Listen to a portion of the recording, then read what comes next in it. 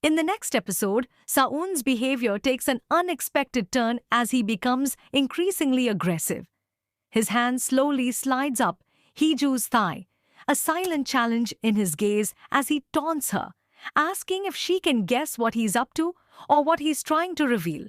On an unforeseen day, Saun unexpectedly encounters Heeju and Sang-woo when he goes to meet Yuri, and the four end up sharing a meal together.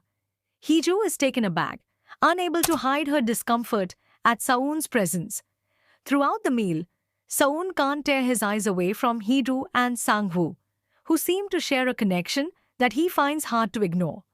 During their conversation, Sang-woo teasingly asks Saun if he's interested in him, and Saun's cryptic response only adds to the tension. Saun then asks if Sang-woo likes Heeju before suddenly grabbing Heeju's phone in a possessive gesture. As jealousy starts to simmer within him, Saun compares his own relationship with Heeju to her friendship with Sang-woo, questioning how well they really know each other. The growing tension between the two men becomes undeniable, and Heeju, sensing the animosity, asks Saun if he's suspicious of her, and Sang-woo.